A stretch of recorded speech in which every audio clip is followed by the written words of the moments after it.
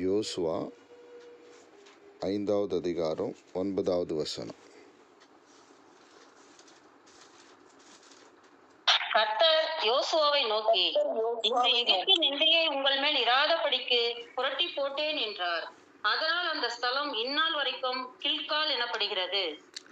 இங்கு பார்க்கிறோம், பார்த்தீங்கன்னா, கர்த்தர் யோசுவாவை நோக்கி, இன்று எகிப்தின் நிந்தையை உங்கள் மேல் இராதபடிக்கு புரட்டி போட்டேன் என்றார். அதனால் அந்த ஸ்தலம் இந்நாள் வரைக்கும் கில்கால் எனப்படுகிறது.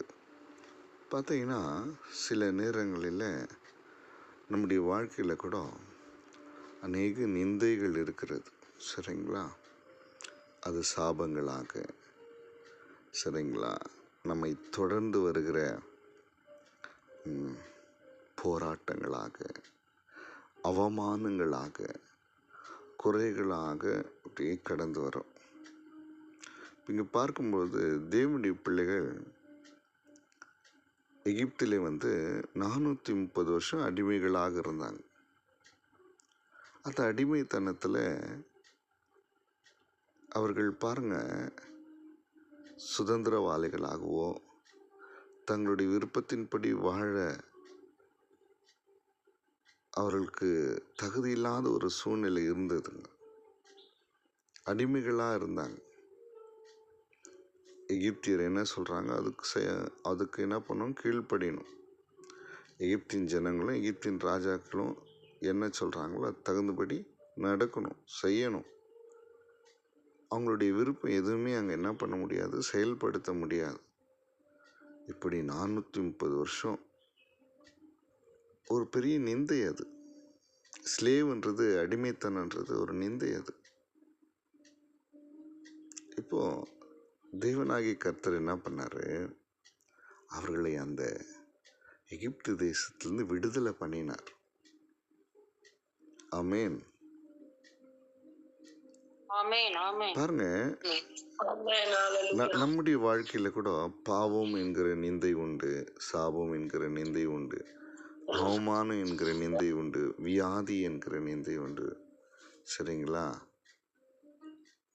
அநேக நிந்தையான காரியங்கள் நம்முடைய வாழ்க்கையில் இருக்குது. கர்த்தர் என்ன பண்ணுறாரு, நம்மை விடுதலை ஆக்குற தேவனாக இருக்கிறார். நம்மை விடுதலை ஆக்குறது இயேசு என்று சொன்னால் விடுவிக்கிறவர் என்று சொல்லி அர்த்தம். அந்த தேவன், நம்முடைய ஆண்டவர் இயேசு என்ன பண்ணாரு, நம்மை விடுதலை ஆக்கினார். அந்த எகிப்தின் ஜனங்களில் கூட, இஸ்ரவேலில் எகிப்தில் இருந்தாங்களே, அந்த எகிப்தின் ஜனங்கள் மத்தியிலே அடிமைகளாக இருந்தாங்களே, அவர்களை கூட தேவனாகிய கர்த்தர் விடுதலை ஆக்கி அவருக்கு என்ன ஆசைன்னா, தம்முடைய பிள்ளைகள் என்ன பண்ணும், ஒரு ஆசீர்வாதமான தேசத்தில் சுதந்திரமாய் வாழணும், அவங்க இஷ்டத்துக்கு வாழணும், அவங்களுடைய சந்தோஷத்துக்கு எந்த ஒரு தடையும் வரக்கூடாது. அவங்க என்ன பண்ணணும், மேன்மையாக உயர்த்தப்படணும். அதுதான் ஆண்டவருடைய விருப்பம். இன்னைக்கு கூட நம்முடைய வாழ்க்கையில் கூட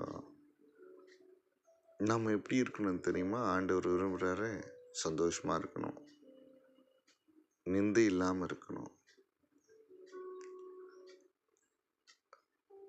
துன்பங்கள்லாம் மாறி நல்ல ஆசீர்வாதங்களோடு நம்முடைய வாழ்க்கை இருக்கணும்னு சொல்லி ஆண்டவருடைய விருப்பம் அதுதான். அதனால தான் சிலுவையில் கூட நமக்காக சாபமாகி என்ன பண்ணாரா, நியாயப்பிரமாணத்தின் சாபத்திற்கு நம்மை மீட்டு கொண்டார். அந்த நியாயப்பிரமாண சாபங்கள் ஒன்றும் நம்முடைய வாழ்க்கையில் இருக்கக்கூடாது, அந்த நிந்தைகள் ஒன்றும் நம்முடைய வாழ்க்கையில் இருக்கக்கூடாதுன்னு சொல்லி ஆண்டவர் என்ன பண்ணார், நம்மை மீட்டு கொண்டாராம். அதே போல தான் இந்த இஸ்ரவேல் மக்களை கூட என்ன பண்ணுறாரு, ஆண்டவர் அந்த அடிமைத்தனத்திலிருந்து விடுதலையாக்கி பாலும் தேனும் ஓடுகிற தேசம், சிங்காரமான தேசம், தேவன் விசாரிக்கிற தேசம், கர்த்தருடைய கண்கள் எப்போதும் இருக்கிற தேசம், அந்த தேசத்தை கொண்டு வந்து என் பிள்ளைகளை சுகித்திருந்து சமாதானத்தோடு, இளைப்பாறுதலோடு, சந்தோஷத்தோடு, எந்த ஒரு கஷ்டம் இல்லாமல் வாழ வைக்கணும். அதுதான் ஆண்டவருடைய ஆசையாக இருந்தது. அப்படி கர்த்தர் என்ன பண்ணுறாரு, விடுதலையாக்கி வனாந்திரத்தில் அவர்களை வழி நடத்தி, சரிங்களா, அப்படியே இப்போ எங்கே கொண்டு வர்றாருன்னா கானான் தேசத்துக்கு என்ன பண்ணுறாரு, கொண்டு வருகிறார். இன்னும் கொஞ்சம் நேரத்தில், கொஞ்சம் காலங்களிலே அவர்கள் கானான் தேசத்துக்குள்ளே பிரவேசிக்க போகிறார்கள். அப்போ கர்த்தர் என்ன பண்ணுறாரு தெரியுங்களா, யோசுவாவை பார்த்து சொல்கிறாரு, இன்னைக்கு யாரெல்லாம் விருத்த சேதனம் பண்ணல எல்லாருக்கும் விருத்த சேதனம் பண்ணிடு. இந்த நாளில் எகிப்தின் நிந்தை உங்கள் மேல் இராதபடிக்கு நான் என்ன பண்ணேன், எல்லாவற்றையும் புரட்டி போட்டுட்டேன். இனி நீங்கள் அடிமையாக இருக்க போவதில்லை. இனி நீங்கள் பயந்து வாழப்போகிறதில்லை. இனி நீங்கள் என்ன பண்ண போகிறீங்க, சுதந்திரவாளிகளா நான் பார்த்து வைத்த ஆசீர்வாதமான தேசத்தில் உங்களை யாரும் அடிமைப்படுத்தாதபடிக்கு நீங்கள் மேன்மையுள்ளவர்களாக இருக்க போகிறீங்க. இன்றைக்கு உங்கள் மேல் இருக்கிற நிந்தை என்ன பண்ண புரட்டி போட்டுட்டேன் அப்படின்னு சொல்லி ஆண்டவர் என்ன பண்ணுறாரு சொல்கிறார்.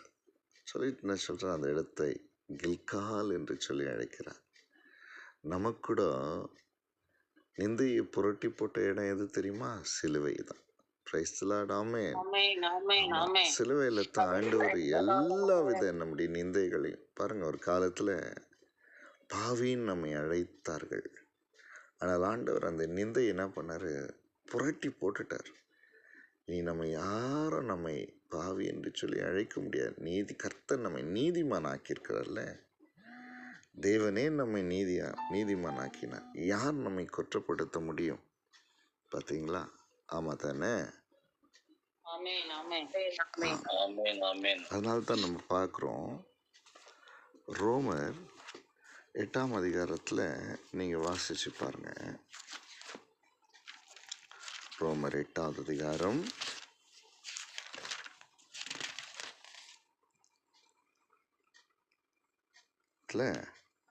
33வது வசனம்.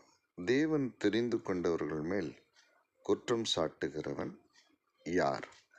தேவனே அவர்களை நீதிமானாக்குறார். பார்த்தீங்களா? நமக்கு சிலுவையில் தேவனாகி கர்த்தர்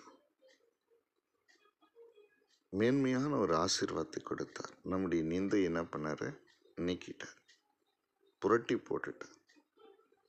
சாபம் என்கிற நிந்தை, பலவீனம் என்கிற நிந்தை, சத்ருவுடைய கட்டுக்கள் என்கிற நிந்தை, எல்லாவற்றிலிருந்தும் கர்த்தர் என்ன பண்ணார், நம்ம என்ன பண்ணாரு, விலக்கி போட்டார். ஆமாம், விலக்கி போட்டார், புரட்டி போட்டார். நம்முடைய கில்காலா சிலுவை இருக்கிறது.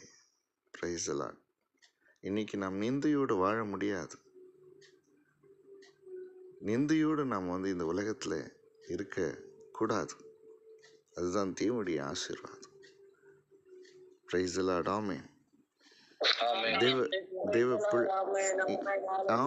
ஆமாம். இனி நம்மளை பார்க்குறவங்க, ஓ இவங்க அடிமைத்தனத்தில் இருந்தவங்க, எகிப்தில் இருந்தவங்க அடிமைகள் என்று சொல்லி ஒரு காலம் சொல்லக்கூடாது தம்முடைய பிள்ளைகளை. இனி இவர்கள் சுதந்திரவாளிகள், ஆசீர்வதிக்கப்பட்டவர்கள். இவர்களை அடிமை கொள்ள எந்த சக்தியாலும் இனி முடியாது. இவர்கள் என் ஜனங்கள், இவர்கள் என் துதியை சொல்லி வருகிறவர்கள் என்று சொல்லி ஆண்டவர் தம்முடைய பிள்ளைகளை ஆசீர்வதித்தார். அந்த எகிப்தின் நிந்தையை புரட்டி போட்டார். நம்முடைய வாழ்க்கையில் கூட இனி நம்ம நிந்தையோடு வாழவே கூடாது. எந்த நிந்தைகளும் நம்ம மேலே இருக்கக்கூடாது. சிலுவையில் ஆண்டவர் எல்லா நிந்தைகளையும் புரட்டி போட்டார் தெரியுங்களா? Praise the Lord. ஆமென். எந்த ஒரு அடிமைத்தனத்திற்கும் சரிங்களா, எந்த ஒரு அடிமைத்தனத்துக்கும் அதிகாரம் கிடையாது நம் மீது ஆளுகை செய்வதற்காக. காரணம் என்னன்னா, சிலுவையில் எல்லா நிந்தைகளையும் தேவனாகிய கர்த்தர் புரட்டி போட்டு நம்மை விடுதலை ஆக்கியிருக்கிறார். இனி நாம் சுதந்திரவாளிகள், தேவனுடைய சுதந்திரமாக இருக்கிறோம். தேவனுடைய வீடும் தேவனுடைய பண்ணையுமாய் இருக்கிறோம். ஹல்லேலூயா. அவரோடு கூட இசைவாய் இணைக்கப்பட்டு கூட்டி கட்டப்பட்டு இருக்கிறோம். Price the Lord. ஆமென். ஆமென். ஆமென், ஆமென், ஆமாம். ஆமென். அல்லேலூயா. இனி தேவனுடைய ஜனமாய், பரிசுத்த ஜாதியாய், அவருக்கு சொந்தமானவர்களாய், தேவனுடைய மகிமைக்கென்று நாட்டின் நீதியின் விருட்சங்களாக கர்த்தர் நம்முடைய நிந்தையை புரட்டி போட்டு நம்மை ஆசீர்வதித்திருக்கிறார் சிலுவையிலே. Praise the Lord. Amen. Amen. Amen, amen.